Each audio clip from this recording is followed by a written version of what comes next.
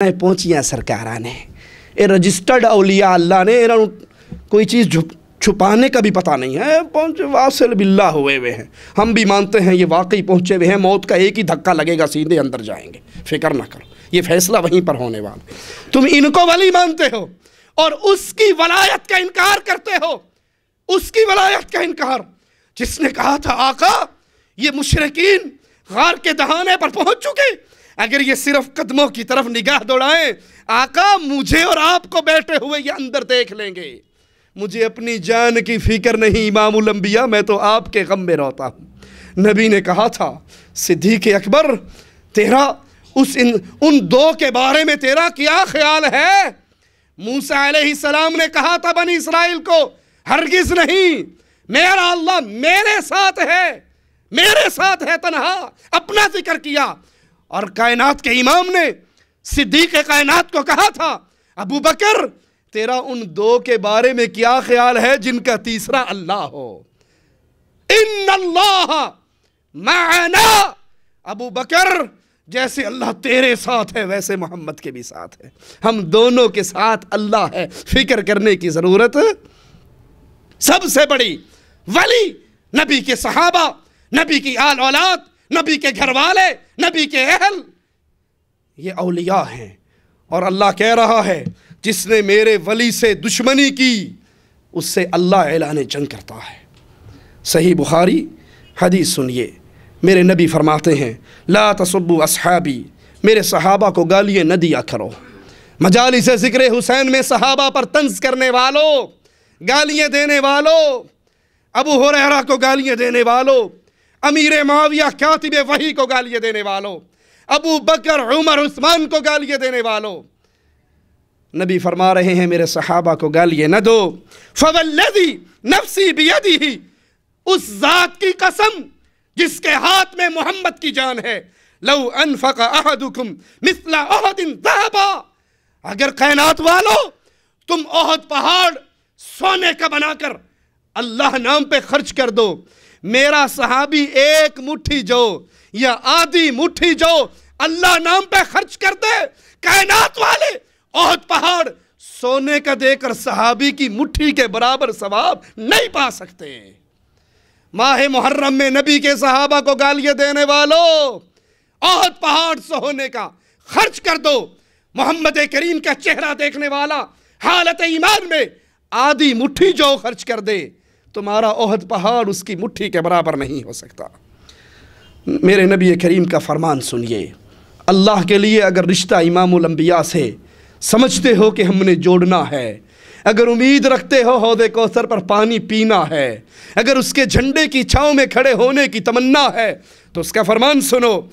آقا فرماتے ہیں من سب اصحابی فعلیہ لعنت اللہ والملائکۃ والناس اجمعین، جس نے میرے صحابی کو گالی دی، من سب اصحابی، جس نے میرے صحابی کو گالی دی، فاضل علوی ابو ہریرہ کو گالیاں دیتا ہے مجلس ذکر حسین میں۔ پیاز نہ وکن تے گل دے جان، وہ حضرت ابو ہریرہ کو لائے، انہیں کیا سیدی مرشدی حبیبی میں مرنا من تک کاٹا پہن دیا، انہیں کیا کیوں کہ پیاز گل دے پہ لوکی لیندے کیوں نہیں، انہیں آکھے تے ایک منٹ دی مار ہے، منافع داد ٹوک لے، انہیں کیا جی ادو آد، انہیں جناب بازار سے ٹنڈورا دینا شروع کر دیا، مسلمانوں پتہ جی آج دن کیڑا ہے، بندیا کان چکے رہندا جو ہر ویلے رسول دے گوڑیاں دا، بندیا کیا صحابی رسول ہے وہی یہ کاتب ہے ہر ویلے کول رسول دے رہندا ہے، گل کوئی نویں کرو۔ انہاں کیا رسول آج دے دن واسطے فرمایا سی، آج او دن ہے جڑا بندہ پیاز بہتے کھائے گا جنت چ او پہلے جائے گا۔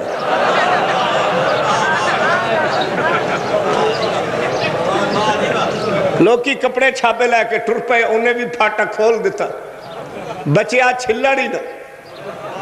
وک گئے۔ حضرت بی بی عائشہ نو پتہ لگا بھی ابو ہریرہ نے یعنی کر چھڑے ہے، انہاں صدیہ انہاں آکھیا نا ادھر آخا ابو ہریرہ رسول کدو فرمایا سی بے گنڈے کھانا جنت لب دی، انہیں کہتا رسول کدو کیا سی میری وراثت کوئی نہیں۔ جے اے گل میں نہ بناوندا تے بی بی فدق دیاں کھجوراں تو بھی نہ رڑک دی یہ ساڑی مرضی ہے جدھر مرضی ٹور دیئے ہے سید عائشہ کو گالیاں دیتے ہیں امیر معاویہ کو گالیاں دیتے ہیں طنز کرتے ہوئے امیر معاویہ ایک سائل کہتا جی یہ کہتے ہیں سنی کہ معاویہ ماموں تھا ماموں کا مطلب کیا ہے اخی جی جناب علوی صاحب حضرت نکی امیورہ نے جنگ جمل کیوں لڑائی لڑی میں لڑائی ہے آؤٹ آف سینس لوگ وہ ساڑھا کی قصور ہے وہ جے آئیے تا اسی تا عزت نال پہنچائیے اینج نہیں گل بننی سلوات پڑھو نا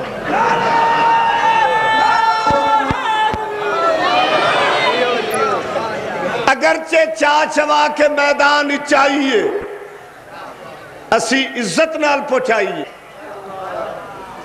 تو پھر تیری سمجھ نہیں ہے اگرچہ چاچوا کے میدان چاہیے اسی تو عزت نال پہنچائیے اپنا بھی بیک گراؤنڈ دیکھ اے خون کھٹایا کس چونے نال پرایا کس جیندی نو پرایا کس I shame for you ادھرو ماں رضی اللہ ادھرو ماں دا قاتل رضی اللہ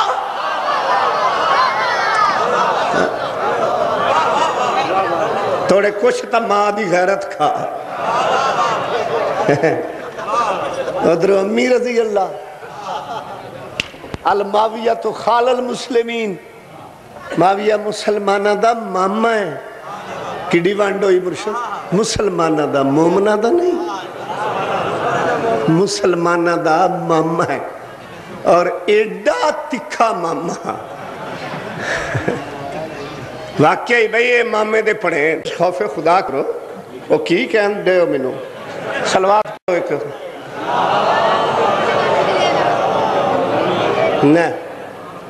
نواں اٹھیا خیالوی صاحب ماموں کے نام کے معنی تو بتائیں بے حضرت ہیں یہ مامے نا دا میں نہ کی ہے دو معنی ایک ہون پوچھ لو ایک جلے گڑی چ بہن لگاں گا اس لئے پوچھ لو کیوں جو بیبیاں بیچا ہے ایک دا معنی ہے پونکن والی کتی ایک دا معنی ہے پونکن والی تے دعا مہینہ کیڑا ہے اور نہیں دیسی تے اگلا کی ہے بس ادھا ہی ہے ماموں کا مطلب کیا ہے تو کہتا ہے ماموں کہتے ہیں بھوکنے والی کتی کو لا حول ولا قوت الا باللہ انا للہ و انا الیہ راجعون صحابی کو گالی دینے والوں فرمان کریم محمد کریم سنو من سب اصحابی جس نے میرے صحابی کو گالی دی فعلیہ لعنت اللہ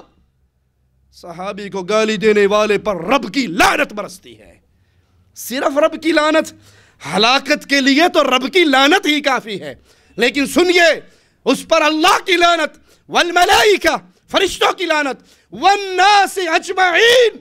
کائنات کے ہر آدمی کی لعنت اس بدبخت پہ پڑتی ہے جو محمد کے صحابی کو گالی دیتا ہے محرم کے پاک مہینے میں رسول کے صحابہ کو گالیاں نہ دو کہ یہ ملعونوں کا کام ہے مومنوں کا کام نہیں ہے امام الانبیاء کا ایک اور فرمان سنیں من سب اصحابی فقد سبنی ومن سبنی فقد سب اللہ جس نے میرے صحابی کو گالی دی اس نے مجھے گالی دی اور جس نے مجھے گالی دی اس نے اللہ کو گالی دی ابو بکر کو گالی دینے والا حقیقت میں محمد کو گالی دے رہا ہے صلی اللہ علیہ وسلم محمد کو گالی دینے والا حقیقت میں محمد کے رب کو گالی دے رہا ہے ہم مثالوں کے لیے راتیں گزر جائیں ان لوگوں کے ویڈیو کلپ آپ کو دکھا سکتے ہیں کہ مجالس ذکر حسین کے اندر میرے رسول کے صحابہ کو کیسے گالیاں دی جاتی ہیں کیسے طنز کیا جاتا ہے لیکن اللہ سے دعا کرتے ہیں اللہ ہمیں حق پر قائم اور دائم رکھ اللہ ہمیں حق پر قائم اور دائم رکھ اللہ ہمارے سینے میں محمد کریم کے صحابہ کی محبت کوٹ کوٹ کے بھر دے۔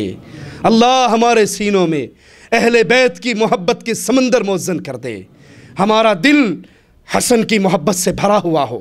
حسین کی محبت سے بھرا ہوا ہو، فاطمہ کی محبت سے بھرا ہوا ہو، اہل بیت کی محبت سے مزین ہو، ان کی محبت کی خوشبوئیں ہمارے سینے سے پھوٹتی ہوں، ہم ان سے پیار کریں، اپنے بچوں کے نام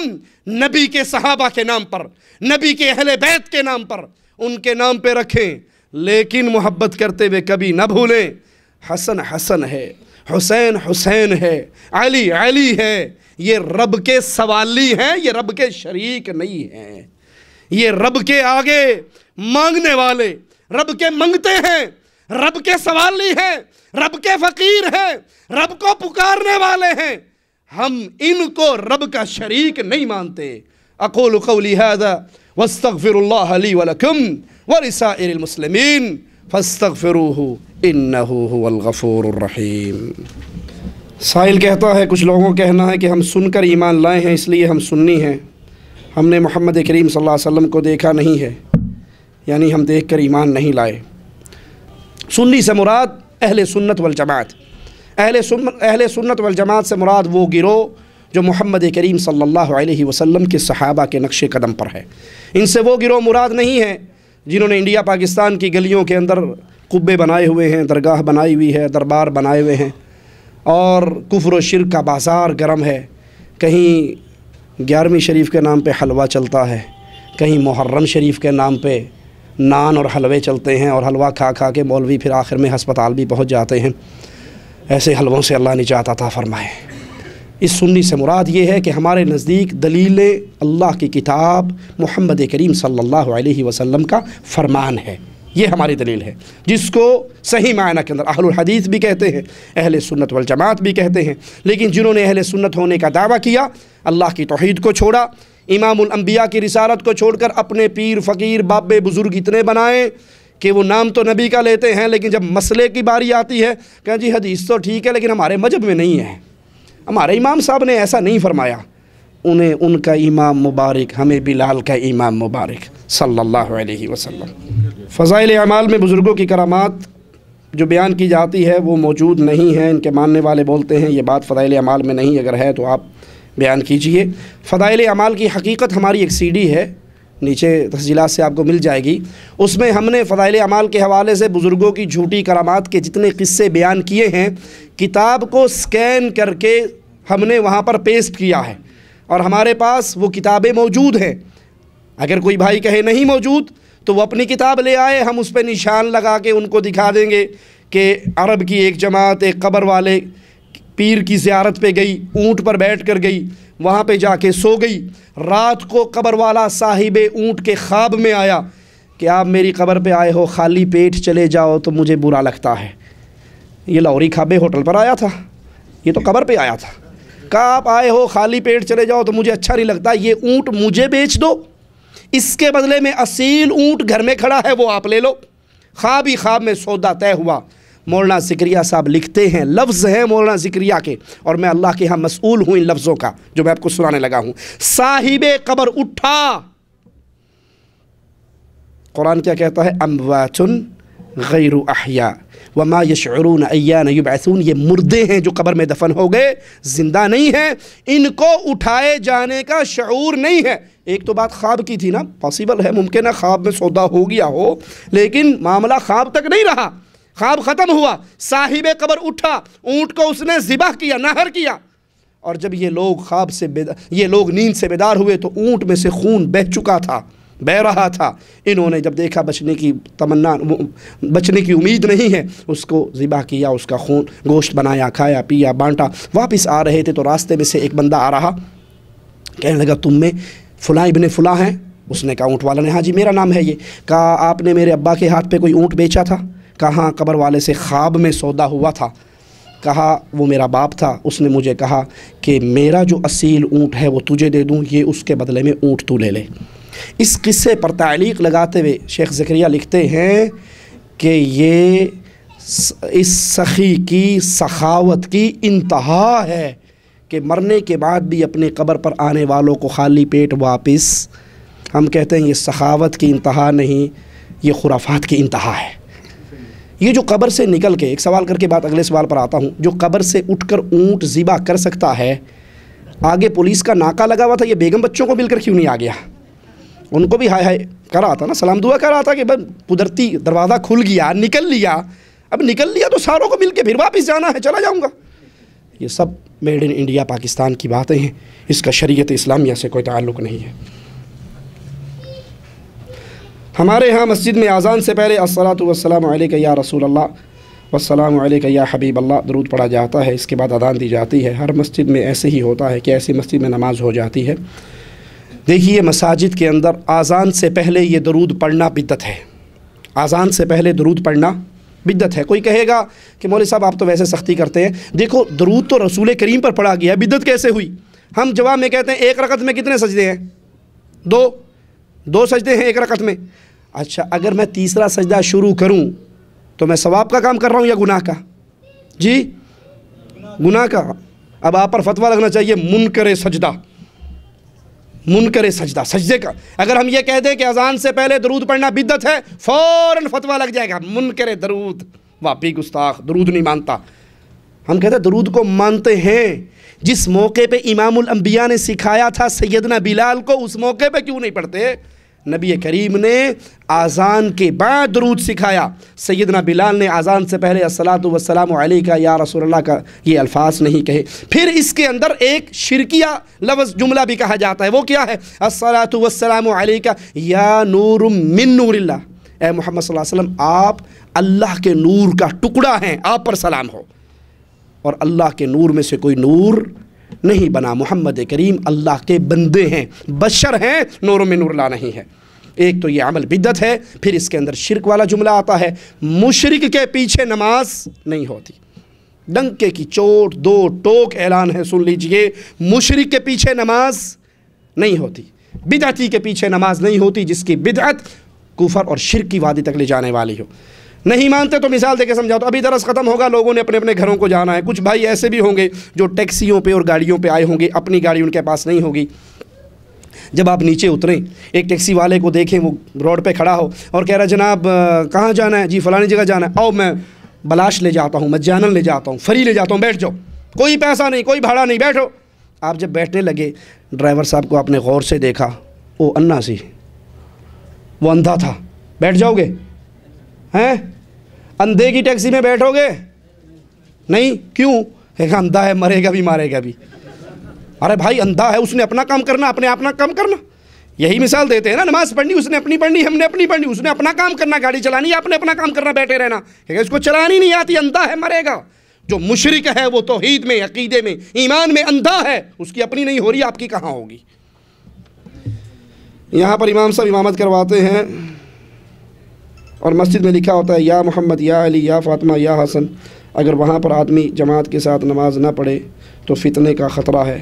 جو مسجد اہل شرک کی ہے، جہاں امام مشرک ہے، جن مسجدوں میں قبریں ہیں، جن مسجدوں میں غیر اللہ کو پکارا جا رہا ہے، آپ اس سے بہتر ہے کہ اپنے گھر کے اندر نماز پڑھیں، اپنے بیوی بچوں کو پیچھا کھڑا کر لیں، یا مجلس کے اندر، بیٹھک کے اندر اپنے اہل ایمان دوستوں کو بلا کر وہاں جماعت کروائیں۔ مشرک کے پیچھے نماز نہیں ہوتی، اور جن مسجدوں میں قبریں ہوں وہاں پر نماز نہیں ہوتی، جہاں غیر اللہ کو پکارا جائے وہاں نہیں پڑھنی چاہیے۔ ہمارے مذہب اسلام میں پینٹ اور شرٹ پہننا کیسا ہے، جائز ہے یا نہیں؟ دیکھیے لباس کے بارے میں امام الانبیاء کا فرمان ہے، ایسا لباس نہ پہنو جس سے انسان کا جسم، انسان کا ننگ ظاہر ہو، انسان کا وجود، اس کے باڈی پارٹس واضح ہوں، ایسا لباس نہیں پہننا چاہیے۔ اگر کوئی کھلی پینٹ پہنتا ہے، بیگی پینٹ پہنتا ہے، جس سے رکوع اور سجدے میں جاتے ہوئے اس کا جسم نمایاں نہیں ہوتا، پینٹ پہننے والا جب رکوع میں جاتا ہے تو درزی اگر پیچھے کھڑا ہوگا تو انچی ٹیپ کے حساب سے بتا دے گا یہ اتنے انچ کی ہے اور یہ اتنے انچ کی ٹانگ ہے اس کی، ہیں؟ یہ لباس منع ہے۔ آپ بیگی پینٹ پہنیں، شرٹ جو پہنیں اس کو پینٹ کے اندر دینے کی بجائے باہر نکالیں، آپ کی شرٹ گھٹنوں تک کی ہو، آپ کی شرمگاہیں چھپی ہوئی ہو۔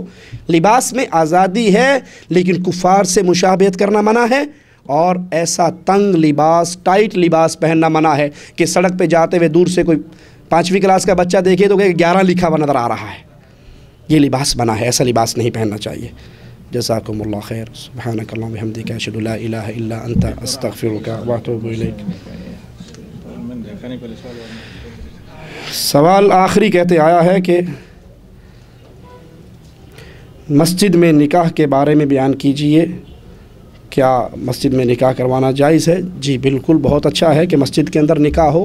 ٹھیک ہے، شادی ہال کا خرچہ بچے گا، سارے پنگے ختم ہوں گے۔ عورتوں کا جو ہوتا ہے ہم نے ضرور جانا ہے، اور وہ میک اپ کر کے بن ٹھن کے چھن من کرتی ہوئی شادی ہال تک آتی ہیں، اور شیطان ان کے دائیں بائیں چل کے پورے فتنے کا بازار گرم ہوتا ہے۔ جب اللہ کے گھروں میں نکاح ہوگا انشاءاللہ یہ سارے فتنے ختم ہو جائیں گے، اس کے اندر سادہ پن بھی ہو اور یہ عمل بھی ہو۔ خواب کے اندر امام الانبیاء علیہ السلام کا دیدار ہو سکتا ہے؟ اللہ یہ میری اور آپ کی قسمت میں کرے، ہمیں نبی کریم صلی اللہ علیہ وسلم کا دیدار ہو سکتا ہے، ٹھیک ہے، اللہ دیدار کروا سکتا ہے۔ پہلی بات یہ ہے کہ اس دیدار کے اندر آپ کے اور میرے پاس گارنٹی نہیں ہے کہ یہ امام الانبیاء ہیں یا نہیں۔ آپ نے اور میں نے امام الانبیاء کو دیکھا نہیں علیہ السلام۔